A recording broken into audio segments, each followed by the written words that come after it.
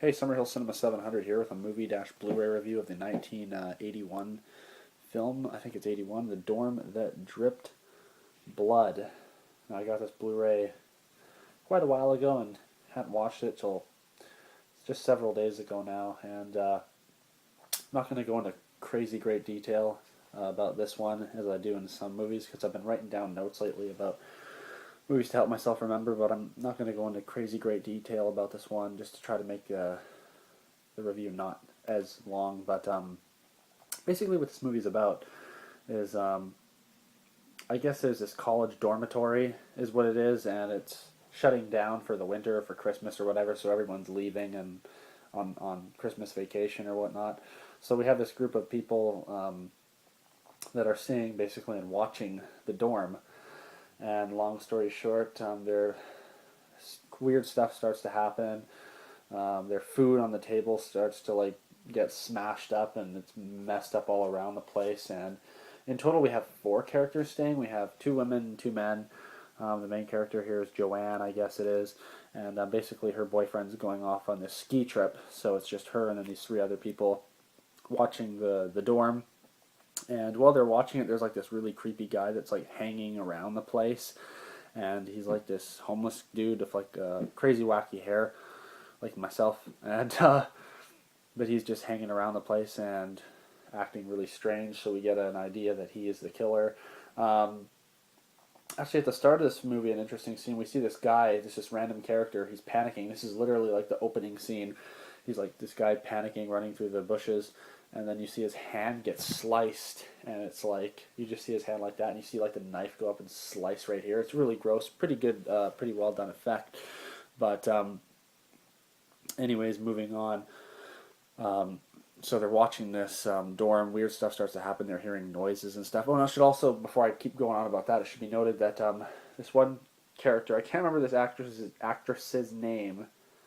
Um, I think it's Daphne Zuniga.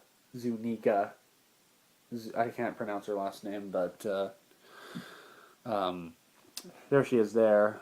She's a fairly well-known actress. I think she's had a few big roles in recent times or something, but she was also in that movie, The Initiation, another '80s slasher film.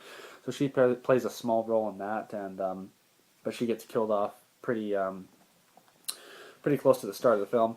Um, Basically, she goes in the place, and her parents are like waiting for her outside. She goes into the dorm to get something, and she's one of the ones that gets killed off. And actually, I think it's her dad that gets killed off first. He's like the well, he's not the first kill, but he's the second kill after we see the guy at the start get his fingers killed. It's like kind of like an off-screen kill. We see him get his hand slashed, but that's all. And then the dad gets killed. We see like this guy walking around with a bat with spikes in it, so he gets like hit in the head with a bat with spikes, and it's like showing it. It's pretty gory. And then I think the mom is waiting in the car. She gets strangled by like a wire or something like that, and then the Daphne, I think is her name, her character gets her head run over by the car. You don't actually see it, but you see like her body being dragged, and then the car goes back in like this splat, almost like a watermelon or something. It's pretty disgusting. So yeah, they're watching this place getting basically picked off one by one, and then we see other scenes of just like these random people being killed too by the killer. Um, let's see, what are some other kills that happen in this film? I did write down something. So we got the hand being slashed guy, bat to the face. We got lady being strangled by the wire, and then we have the head run over by a car. There's also a guy, probably the most memorable kill in this movie is this guy. He gets his head pushed down and a drill in the back of the head. It's a pretty disgusting scene. Pretty good special effects on that one, so we have that. So yeah, they're watching the place, and you're getting an idea that it's this guy who's sticking around because he's really creepy and he's acting really strange. And then it ends up we see a scene with him, and he has like the bloody bat, so we're like 100% sure that he is the killer. And anyways, it ends up that no, he is not the killer. And I'm not going to give it away because if you're into '80s slashers, you should definitely check this one out. But basically, the killer ends up being one of the people who you think is a good guy. I'll just say that. So that kind of, I guess, gives it away. But it's really quite a crazy twist and turn what happens. Like I did not expect the killer to be who it was, but that's basically what this movie is. Basically the whole film takes place in this dorm, and it definitely has some twists and turns that make you go, holy shit, that's crazy. Like makes it a good movie. Now it's not a great slasher film, but it does have some good elements and some pretty good gore effects.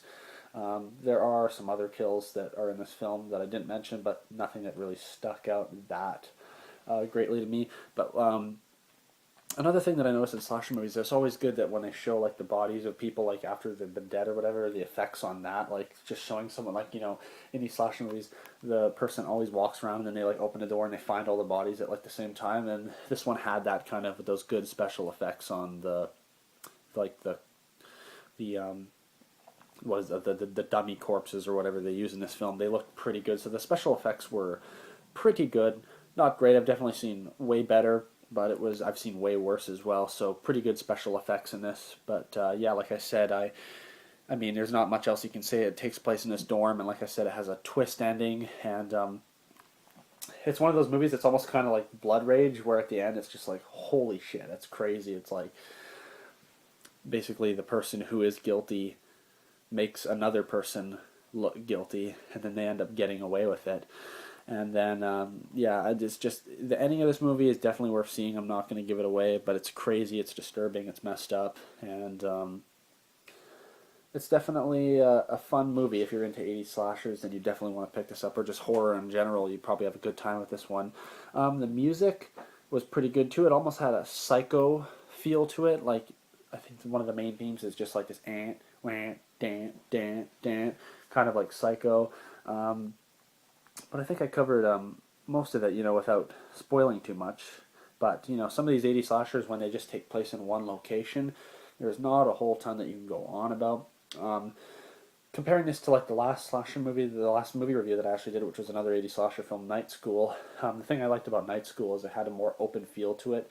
I like those slashers where it's like it takes place in different places, in different areas, but it's also nice sometimes when they take place in one spot, if it's a memorable one. And this dorm definitely is a memorable one. I found that this they really captured a real creepy feel inside this place. It had a really kind of scary feel, just the darkness. It's a very dark place, and another thing that I forgot to mention is that the power ends up going out too, which makes it even more scary, because this dorm is already creepy, like without the power, or sorry, with the power on, but without the power, it's even more creepy. So, what else is there to say? 4 people watching a dorm, and they're being stalked by a crazy killer. Killer doesn't end up being who you think it is, and then the killer ends up getting away and framing someone else. So that kind of spoils the movie a little bit. Sorry about that, but I won't say who it is. You have to watch it for yourself. And even if you listen to my review and then watch it, you're still gonna probably be shocked and be like, "Holy crap! I did not expect that." So it's really crazy twists and turns. But I'm just kind of going on the same thing now. So let's go on with the Blu-ray here. So this Blu-ray here is from Synapse Films. It's a Blu-ray DVD combo pack.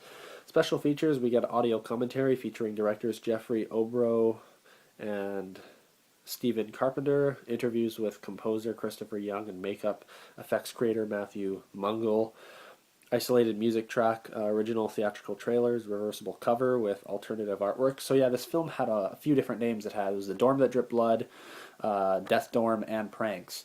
And an interesting thing too that I was reading about on the back of here is I guess this particular version of the film is a special version that they thought was long lost. It says, if you think that you've seen this film totally uncut, think again. Synapse Films is proud to present The Dorm That Dripped Blood, and a never-before-seen alternate version containing additional scenes, extended gore sequences, and a different sound mix. This transfer was created from the only existing 35mm answer print of the original director's cut, entitled Death Dorm, a version of the film thought to have been lost for 30 years. So, if you've watched previous versions of this film, then you probably haven't seen this version before. I guess it's exclusive to this release or something, but it's totally uncut, which is really cool. And seeing this for the first time, I'm definitely glad I had this version of the film. So, like I mentioned, we have a booklet in here. First of all, this comes with some of the Synapse releases, they're different releases. And then we get a DVD disc here. Looks like that. It's a lady having her hand over her mouth.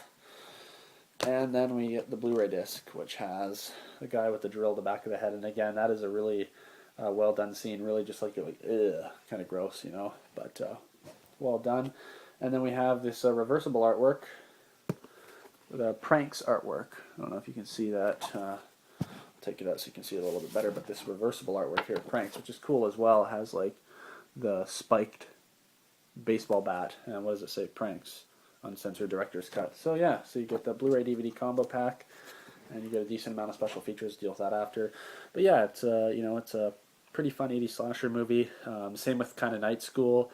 I've seen better, but I've definitely seen worse. I think that I enjoyed this one a little bit more than Night School, but especially for effects wise, this one was way more. Had a lot of more on-screen kills and stuff like that. But that's my movie dash Blu-ray review of the 1981 film Pranks. So thank you very much for watching. Let me know what you think of this movie, and we'll see you on the next review. Take care.